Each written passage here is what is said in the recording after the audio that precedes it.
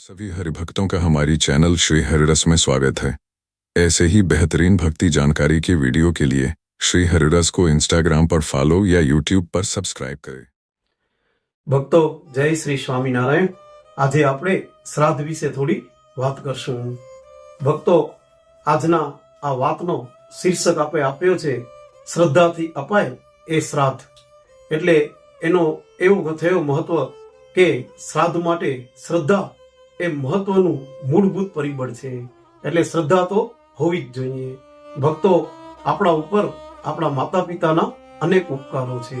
આપણે માતા પિતાના ઋણમાંથી ક્યારે પણ મુક્ત થઈ શકવાના નથી। માતા પિતાના ઋણ છે એમાં આપણા પૂર્વજોના આપણા ઉપર ઘણા બધા ઋણ છે અને ઋણમાંથી જીવ ક્યારે મુક્ત તો ન જ થઈ શકે, પણ એ ઋણ થોડો થોડો ચૂકવવાનો પ્રયત્ન થાય એના માટે આપણા સનાતન ધર્મના જે મોટા મોટા ઋષિમુનિઓ થઈ ગયા એમણે ઘણા બધા ઉપાયો શાસ્ત્રમાં બતાવ્યા છે કે જેના દ્વારા પુત્રો છે એ માતા પિતા અને પોતાના વડીલોના ઋણ અદા કરી શકે। અને એ ઉપાયોમાંથી એક ઉપાય છે શ્રાદ્ધ। ભક્તો આપણા ઉપર માતા પિતાના ઉપકાર કયા કયા? તો પહેલી તો વસ્તુ એ જ કે આપણે માતા પિતા દ્વારા આ દુર્લભ મનુષ્ય દેહ પ્રાપ્ત થયો છે। આ મનુષ્ય દેહને દેવોને પણ દુર્લભ એવો કહેવામાં આવ્યો છે।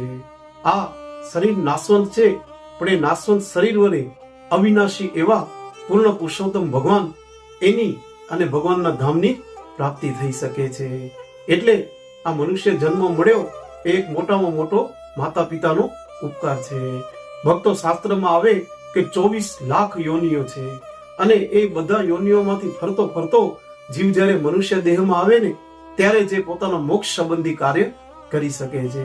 એટલે આપણને દેવોને પણ દુર્લભ એવો આ મનુષ્ય દેહ પ્રાપ્ત થયો છે।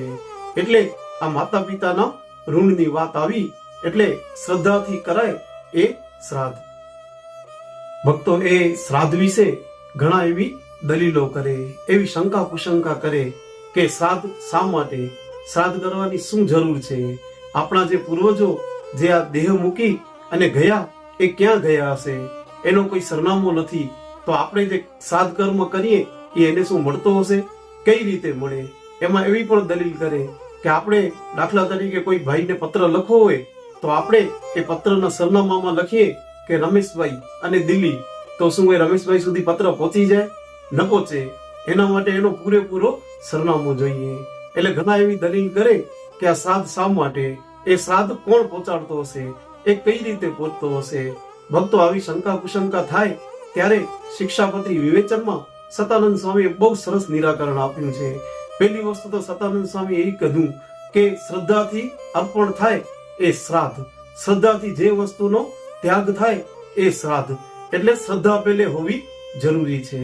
હવે સતાનંદ સ્વામી કહે છે કે તમે જેમ દલીલ કરો છો કે અમારા પિતૃ સુધી કેમ પહોંચે, ત્યારે સતાનંદ સ્વામીએ કહ્યું કે કોઈ ગામમાં 1000 ગાયો હોય, એ 1000 ગાયોનો મોટો ધણ જાતો હોય, એમાં તમારી એક જ ગાય હોય અને ધણની વચ્ચે સાથે ચાલતી હોય, એનો વાછરડો એ તમારા ઘરે બાંધેલો છે। એ વાછરડાને તમે છૂટો મૂકો ને એટલે 1000 ગાયોમાં પોતાની માતાને શોધી જ લે છે। જેમ એ વાછરડો પોતાની માતાને 1000 ગાયોમાં શોધી લે તેમ તમે તમારા પિતૃઓ માટે જે પુણ્ય કર્મ કર્યું છે એ તમારા પિતૃ સુધી પહોંચી જ જાય।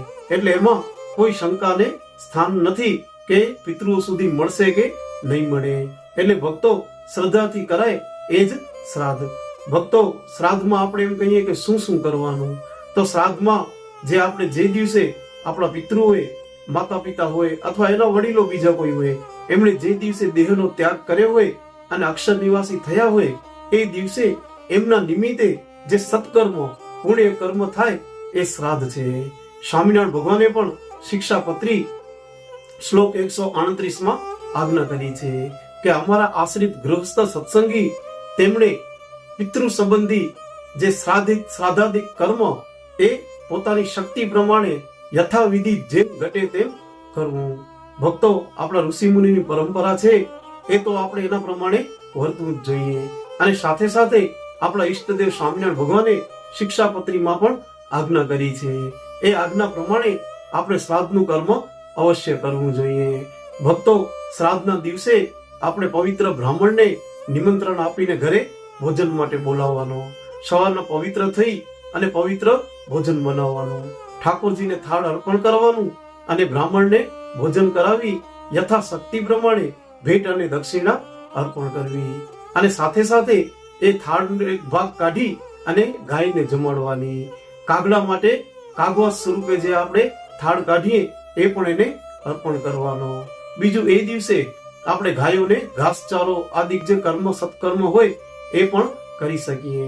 તથા એના ઉપરાંત આપણે દરરોજ જે મંદિરે જતા હોઈએ અથવા આપણી બાજુમાં કોઈ મંદિર હોય, પછી એ સ્વામિનારાયણ ભગવાનનું મંદિર હોય, રામ ભગવાનનું મંદિર હોય, કૃષ્ણ પરમાત્માનું મંદિર હોય, મહાદેવનું મંદિર હોય, માતાજીનું મંદિર હોય, તો આપણે ત્યાંના જે સંત પૂજારી હોય એને વિનંતી કરવાની કે આજના દિવસે અમારા પિતૃઓનો શ્રાદ્ધ છે, તો આપ ઠાકોરજી માટે ભગવાન માટે જે થાળ કરો એ અમારા તરફથી રાખજો અને એની જે સેવા હોય એ આપણે આપી દઈએ તો એ ભગવાન સુધી એ થાળ પણ પહોંચી જાય.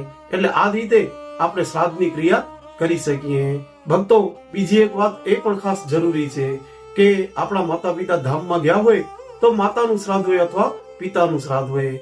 ઘણી વખત એવું થતું હોય કે આપણે 2 ભાઈ હોઈએ, 3 ભાઈ હોઈએ, 4 ભાઈ હોઈએ અને બધા આજના સમય પ્રમાણે અલગ અલગ રહેતા હોય, તો જે દિવસે માતા પિતાનો શ્રાદ્ધ હોય એ દિવસે એટલો ખાસ આગ્રહ રાખવાનો કે આપણે એક ઘરે બધા ભાઈ બહેનોએ સાથે મળવાનું અને એ પિતૃ સંબંધી શ્રાદ્ધ છે એ સાથે મળી અને શ્રાદ્ધ કર્મ કરવાનું, બધાને સાથે ભોજન કરવાનું. એનાથી શું થાય કે પોતાના સંતાનોને સાથે જોઈ અને એના માતા પિતા જેનો શ્રાદ્ધ હોય એ અતિ પ્રસન્ન થાય છે અને પ્રસન્ન થઈને આશીર્વાદ આપે છે. એટલે બની શકે તો આવો પ્રયત્ન અવશ્ય કરવાનો.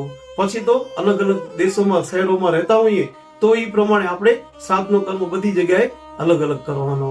પણ જો એક જ શહેરમાં રહેતા હોઈએ અથવા આજુબાજુના ગામમાં રહેતા હોઈએ તો આ પ્રમાણે કરવાથી પિતૃનો વધારે રાજીપો મળે છે.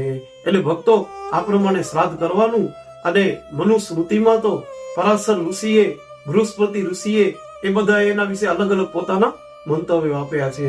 બૃહસ્પતિ ઋષિએ કીધું કે જે મનુષ્ય સમર્થ હોય અને છતાં જાણી જોઈ અને તર્પણ વિધિ અથવા પિતૃ શ્રાદ્ધ એને નથી કરતો તો એને મહા કષ્ટ આવે છે, મોટા દુઃખો ભોગવવા પડે છે. ગૌતમ ઋષિએ તો એટલે સુધી કીધું કે કાંઈ પણ શક્તિ ન હોય, બહુ નીચી પરિસ્થિતિનો માણસ હોય તો શ્રાદ્ધના દિવસે એક બ્રાહ્મણને પણ અવશ્ય જમાડવો, તો એનાથી પિતૃઓને તૃપ્તિ થાય છે. એટલે ભક્તો, આપણે શ્રીજી મહારાજની આજ્ઞા પણ છે અને આપણા ઋષિ મુનિની પરંપરા છે. તો કોઈ પણ જાતની શંકા કુશંકા કર્યા વગર શ્રાદ્ધનું કર્મ અવશ્ય કરવાનો અને એ શ્રાદ્ધની પરંપરા છે એને આપણે પેઢી દર પેઢી ચાલુ જ રાખવાની, કારણ કે આપણી એક મોટી મહાન પરંપરા છે. એટલે એ પ્રમાણે આપણે શ્રાદ્ધની ક્રિયા અવશ્ય કરવાની. ભક્તો, આ વખતે પણ 18મી સપ્ટેમ્બર એ દિવસે શ્રાદ્ધનો પ્રારંભ થશે અને 2 ઓક્ટોબર એ દિવસે શ્રાદ્ધની પૂર્ણાહુતિ થશે. એટલે આપણે વિક્રમ સંવત પ્રમાણે જોઈએ ભાદરવા સુદ પૂનમથી ભાદરવા વદ અમાસ સુધી આ શ્રાદ્ધનો કાર્ય થઈ શકે. જે દિવસે તમારા પિતૃઓની તિથિ હોય એ દિવસે આપણે શ્રાદ્ધનો કાર્ય અવશ્ય કરવાનો. એટલે ભક્તો, આ પ્રમાણે હોય છે.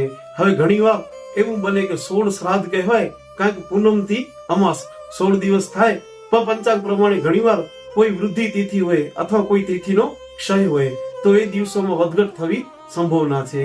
સાથે બીજી એક ખાસ નોંધ કે જે દિવસે આપણા પિતૃઓ હોય એમાં કોઈ પણ સંબંધી હોય એમણે એકાદશીના દિવસે દેહનો ત્યાગ કર્યો હોય તો એ પિતૃનો જે એકાદશીનો શ્રાદ્ધ છે એ 12ના દિવસે થઈ શકે. કારણ કે એકાદશીના દિવસે આપણે શ્રાદ્ધ નિમિત્તે જે અન્ન અર્પણ કરીએ તો આપણા પિતૃઓ પણ એ અન્નને સ્વીકાર કરતા નથી, કારણ કે પિતૃઓ પણ ઉપવાસ કરતા હોય છે. એટલે જેનો એકાદશીના દિવસે શ્રાદ્ધ હોય એનો દ્વાદશીના દિવસે થાય, છતાં ઘણીવાર પંચાંગમાં જોઈ લેવાનો, ઘણી વખત દસમના પણ થઈ શકે અને ઘણીવાર 12ના પણ થાય. તો એ આપણે કોઈ ભૂદેવને અથવા સંતોને પૂછી ને એના પ્રમાણે એનો નિર્ણય લેવો.